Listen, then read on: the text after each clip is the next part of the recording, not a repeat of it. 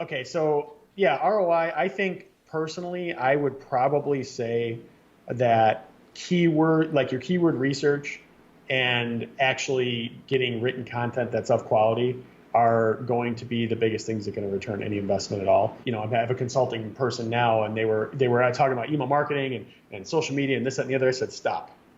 Focus on content and focus on keywords, because in the beginning that it literally is all that matters, because if you don't have good content and keywords, nothing else is going to follow. So I definitely don't have a specific ROI, like even target for all of my articles, because if you're doing an affiliate website, I could see that being kind of more relevant. But with the display one, it's just like a shotgun approach. Let's create this, let's create this, let's create this, and let's do it with quality. Let's create better than competitors. Let's push it out and see what we rank for. And so far that's been able to work with me. But yeah, I don't do like a return on investment with that. Like I said, I think the two most valuable things are going to be the keyword and the content.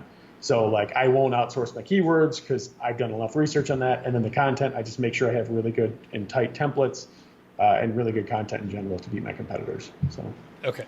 And that totally makes sense. I mean, again, we've done this for a little while. Our combined experience with like marketing is many years, right? Well, it's over a decade, right? Yeah, It's a yeah. lot. Maybe even up to 20 years because you actually have a marketing background, Yeah, right? I was in marketing for about 10 years prior to even getting it. So I'm at 15 years, 16 years myself. So yeah. Okay. So I could help us push it over the 20-year mark. So we have some experience, but I'm like, if my wife, which this is something that she would maybe do, she's like, well, what's the ROI on that? And I'm like, I don't know, but it's trending in the right direction, which is like, Exactly. I mean, that is part of entrepreneurship. Like you have uncertain results, you don't have enough information, and you kind of just have to like hope you're going in the right direction.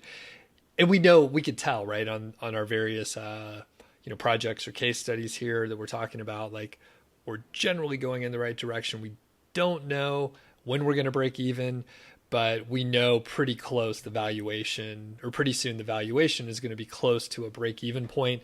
And once you get to that, it's like you have a lot more freedom to, or I guess confidence. It's not really freedom, but you have confidence in like what you've done. So Yeah, yeah, and to be clear, so some people know, not everyone's a winner. I created my website with my wife, and I'll give away the niche because it's super big. It's just fashion. It's like this fashion website, which I have no interest in.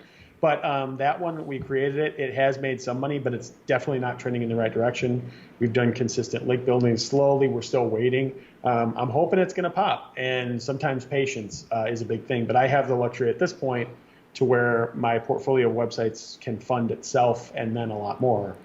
So I'm able to take that risk that some people would maybe want to quit.